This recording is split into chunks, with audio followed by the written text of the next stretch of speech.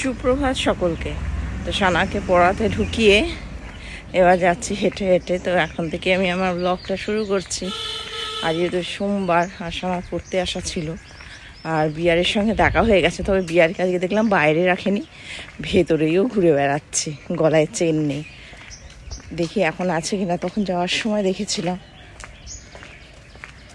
নেই, ঢুকে গেছে। ঘরে ঢুকে গেছে মহারানী না। তো কৌশিক তো বাজার গেছে, কৌশিক আসলে তারপর আবার আমাদের সেই রোজ কাজ। আর আজকে তো সেই একই, মানে আগের সপ্তাহে সেইভাবে বেরোয়নি, এই সপ্তাহেও বেরোয়নি, কারণ সানারও পরীক্ষা চলে আসছে, তো একটু বেরোনোটা কম করে দিচ্ছে আস্তে আস্তে। তবে বায়না ধরছিল যে যাব।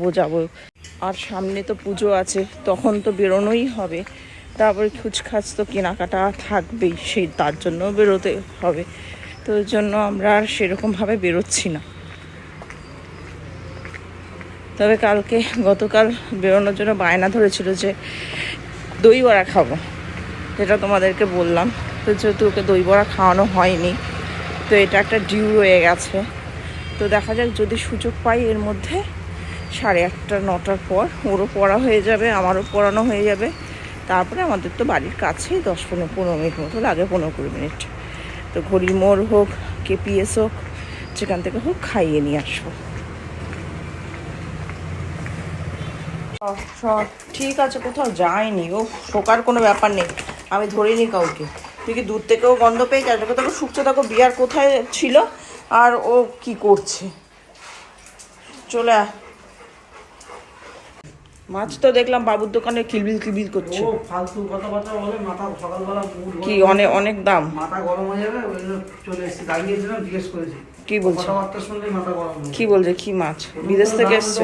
ভিতর কথা বলছে গোটা নিতে হবে। ও বাবা, আমি গোটা মাছ নিয়ে কি করবো? লাগবে না গোটা মাছ? তাহলে কি করবে? হাফ নাও, নাহলে গোটা নাও। বাবা, ওকে 220 টাকা করে। হ্যাঁ ঠিক আছে, 220 টাকা করে দে, 300 গ্রাম মাছ দে। হ্যাঁ, ও কাটবে, যে মাছটা কাটবে তারা হাফ নিতে হবে। আর হাফ লাগবে না, তুই অন্তত 500 দে। 500 নিলে তখন বলছে 270 টাকা করে জ্যান্ত মাছগুলো। আমি বসে বসে মোচা ছাড়াচ্ছি সকালবেলা। এই যে বসে আছে আপনাদের কৌশিক দা, কারণ সানাকে নিয়ে আসবে, নিয়ে এসে ওর মুডটা খারাপ হয়ে গেছে মাছের দোকানে। তো মাছ কিনে আনতে পারিনি, ও আবার দৌড়াচ্ছে মাছ কিনবে, আর সানাকেও নিয়ে আসবে। সানা যেহেতু পড়তে গেছে, তা আমি বসে বসে এখন মোচা ছাড়াচ্ছি। আজকে আমাদের বাড়িতে হবে হচ্ছে মোচার বড়া, মাছ ভাজা, মুগের ডাল, চাটনি। আর যদি আলু ভাজা খেতে চায়, যদি বলে না আমি মোচার বড়া খাবো না, তাহলে করবো, নাহলে করবো না। এই হবে আমাদের খাবার। যেহেতু আগের দিন বিরিয়ানি খাওয়া হয়েছে, রাত্রিবেলা তো রুটি মুটি হবেই কিছু না কিছু। চাউ বানাচ্ছ আজকে? হ্যাঁ, অনেকদিন খাওয়া হয় না, জল খাবারে চাউ বানাচ্ছি। বানাও, সবাই খাবে। আর বিকাল দুপুরবেলা তো ডাল হবেই, বললাম। সানা খাচ্ছে চাউমিন, আর বাপিও খাচ্ছে। এখানে দুজনকে দিয়ে দিয়েছে, আর আমাদেরটা হচ্ছে, তৈরি করছে। কি গো, এসো গো। এই একজন হুইলার ছাড়াচ্ছে, ওনার বাইক, ছাতার মাথা। পয়সা খরচা হওয়ার ভয়ে বলছে 200 টাকা কেন খরচা করতে যাবো, এইটুকু কাজ আমি নিজে পারবো। কিপটেমির একটা লিমিট সিমিট থাকে, বলে 200 টাকা তো নেবে, 200 টাকা তো বাঁচবে। সেই পয়সা আমি কামাই তোমার মতো? না, মানে আর কি, তুমি কোটিপতি, আমি ভিখারিপতি, এটাই আর কি তফাৎ। হ্যাঁ, তুমি তোমার মেয়েকে 110 টাকা দিয়ে আইসক্রিম খাওয়াও, আমার 31 টাকার ক্ষমতা বাবা, আমি 31 টাকার আইসক্রিম খাওয়াই। কি করব বলো? দেখো, এবার বলছে সমস্যায় পড়ে যাবে সেটিং না হলে, কিন্তু তা সত্ত্বেও দোকানে দেবে না, বলে 200 টাকা 300 টাকা নিয়ে নেবে। কে খরচা করে সত্যি? পয়সা খরচা করে দাড়ি কামায় না, এরকম ব্যক্তি কোথাও দেখেছো তোমরা? তুমি তো একজন আছো। কি আমি কি করেছি বল? নো প্রবলেম, বল। তুমিও তো করো না। কি করি না আমি, বল? আপালি খাওয়ালি ভুরু ফুরু। হ্যাঁ, আমার ভুরু ওঠে না, তাই আমি পার্লার যাই না। আমি বেকার কেন পয়সা খরচা করবো? করো না। আমি বাড়িতে হয়ে যাচ্ছে আমার, যখন আমি কেন করতে যাবো? করো তো নাই, বাড়িতে বসে থেকেও। বাড়িতে বসে থেকেও করি, যেটুকু করার দরকার সেইটুকু করি। বেকার একটা কথা বলি, স্কিনকে অত অত্যাচার করা ঠিক না, পরিষ্কার কথা। থাক। আর আমি পার্লার যাওয়া পছন্দ করি না, বিশেষ করে স্কিনের ক্ষেত্রে। কিন্তু আমি আমার চুলকে নষ্ট করার জন্য সেট করতে পারি। দেখ 5 বছরে একদিন করা যেতেই পারে, একদিন করা যেতেই পারে 5 বছরে। কালার তো করি না, আর আমি তো কালার করি না চুলে, সেটাও তো বলতে পারবি না। চুলটাকে স্ট্রেট করে নষ্ট করে দিলে 3 বছর লাগবে। আমি 4 বছর হয়ে গেল স্ট্রেট করি না। যদি ব্যাখ্যা করতে হয় ঠিকভাবে ব্যাখ্যা করো। ব্যাখ্যার লোক এসছে, 4 বছর হয়ে গেল স্ট্রেট করি না। হলো না, এখনো হয়নি। বাইরে সাইনবোর্ড টাঙাবে, আজ থেকে লিখে দিচ্ছি 2 হুইলার রিপেয়ার করা হয়। তোমার কি আলু সেদ্ধ নাকি করলে মাখলাম? না না, তুমি যা কিপটে মিলোক, তোমার এখান থেকে 2 পয়সা ইনকাম হয়ে যাবে। এখানে সাইনবোর্ড টাঙিয়ে দিচ্ছি হাতে লিখে, ভাঙিয়ে দাও। ঠিক তো? তারপর দেখবে রিপেয়ার করার পর চাকা একদিকে, বাইকের মাঠঘাট একদিকে, আমি জানি না নাকি তারপরে এসে তোমাকে এসে পেটাক। 2005 সাল থেকে গাড়ির লাইনে আমি কি জানবো না নাকি? তুমি 4 চাকা জানো, 2 চাকা কি করে জানবে? সব জানি, 4 চাকা যে জানে সে 2 চাকাও জানে। বহুত মাল্টি ট্যালেন্টেড লোক, বলা যাবে না। আপনাদের কৌশিকদা হচ্ছে মাল্টি ট্যালেন্টেড লোক। রিপেয়ার করো, আমি ডালটা বসিয়ে এসেছি, আমি ডালটা রান্না করি গিয়ে। আর এই একজন শুয়ে রয়েছে, তোর খাবারও হয়ে গেছে, বুঝেছিস? ঢ্যাঁড়স ভম্বল।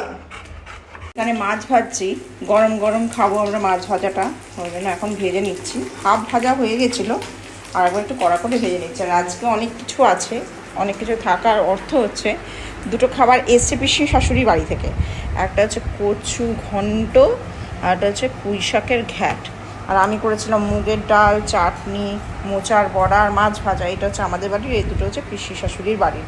মানে শেষ কী করে করবো জানি না, মনে হচ্ছে থেকে যাবে একটু একটু করে। শুকনো না হলে শুকনো শুকনো খেতে হবে, কারণ রাত্রিবেলা তো রুটি হবে। ওই কৌশিক আসছে সানাকে নিয়ে, সানা ঘুমোচ্ছে। ও তো সকালবেলা আজকে উঠেছে, যেহেতু পড়তে যাওয়া ছিল ভোরবেলা, তো ওই কারণের জন্য ঘুমোচ্ছে। এখন উঠে আবার ওকে নিয়ে বসতে হবে পড়াতে।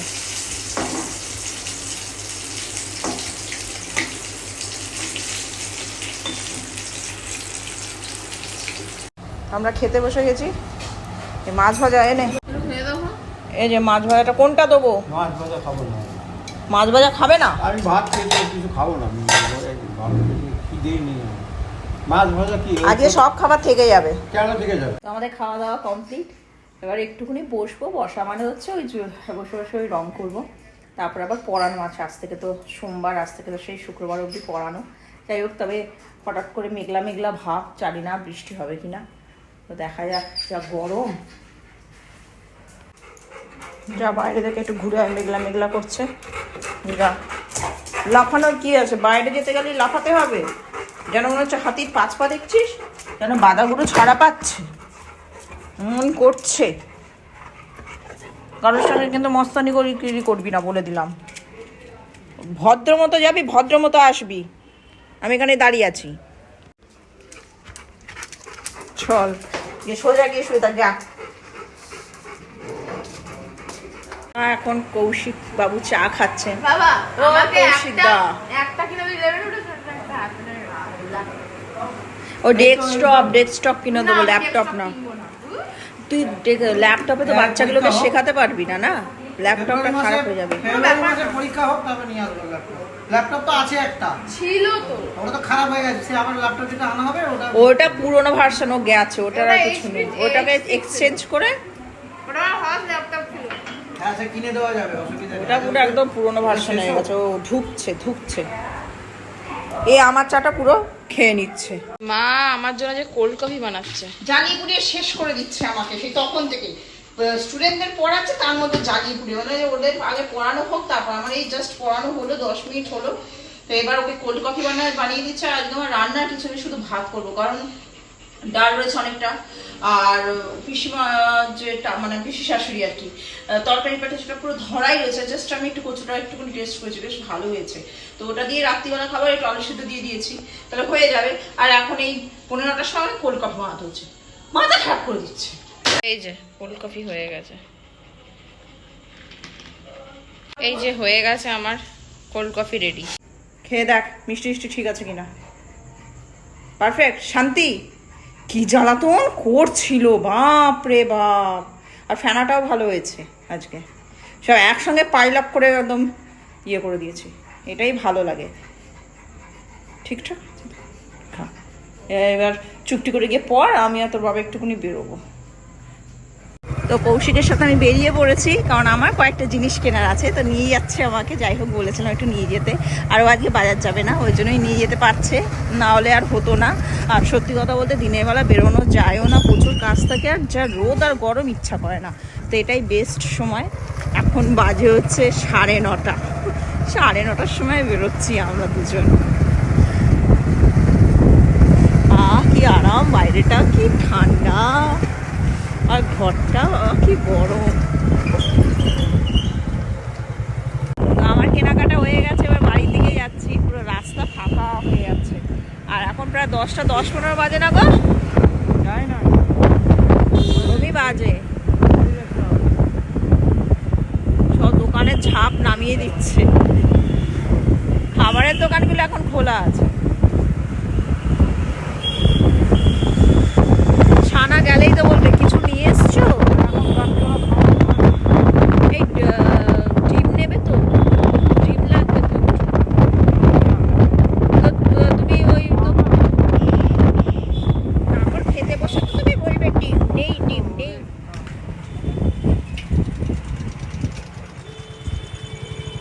যে বলছিল না ডিম লাগবে না, ওই যে দেখো ডিম নিয়ে আসছে, ডিম ছাড়া চলে না, তাও নাটক করবে। সেই তো নিয়ে এলে ডিম, তোমার নাম ডিম রাখলে ভালো হতো, বুঝেছো? কৌশিক না রেখে ডিম বিশ্বাস হলে ভালো হতো, বুঝেছো? হ্যাঁ, পছন্দের, তাহলে নাটক করার কি আছে? না আমার ডিম লাগবে না, আমার এমনি হলেই হবে। ডিম খেলে শক্তি বাড়ে। হ্যাঁ, তুমি তো নেক্সট মিস্টার ইন্ডিয়াতে যাচ্ছ না, শক্তি দরকার, বডি বিল্ডিং করবে, তাই তো? ডিম খেলে শক্তি বাড়ে, এনার্জি বাড়ে। হ্যাঁ সেই। আমার একটা বন্ধু ছিল, কি?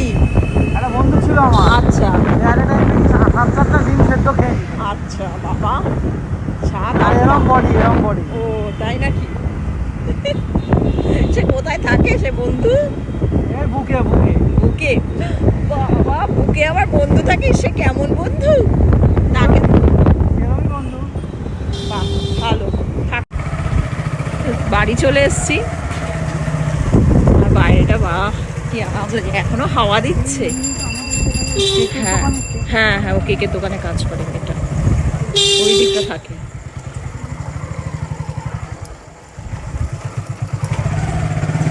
এই, আস্তে,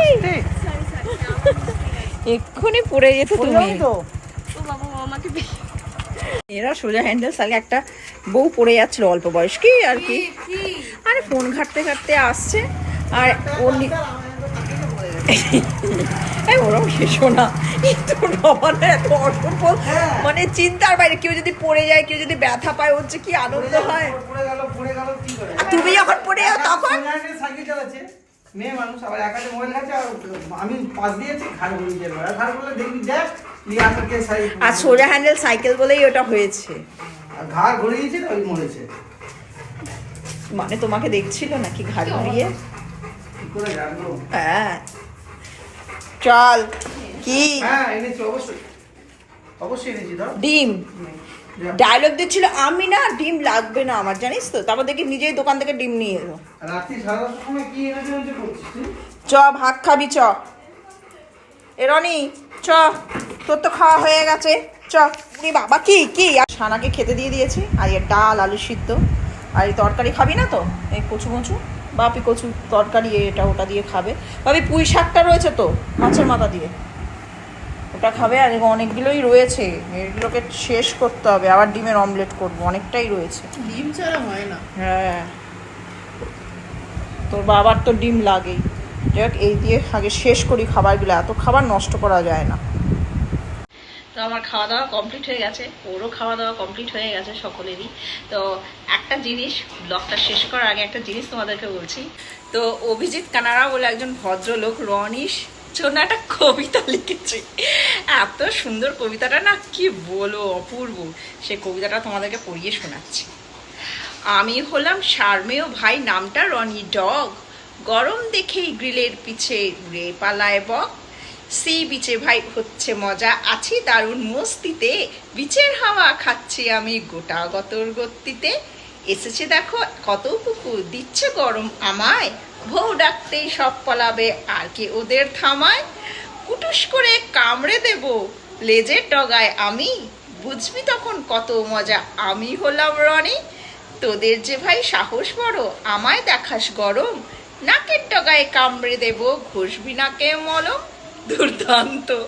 তো এত সুন্দরভাবে কবিতা লিখেছেন, মানে অপূর্ব, অসাধারণ। উনি কিভাবে লিখলেন, মানে ওনার মাথায় এত সুন্দর করে বুদ্ধি খাটিয়ে, জানি না উনি কবিতা লেখেন কিনা, কিন্তু যেটা লিখেছেন খুব সুন্দর হয়েছে, দারুণ, অপূর্ব হয়েছে। মানে অসংখ্য ধন্যবাদ আমার রনির জন্য, কবিতা লেখার জন্য।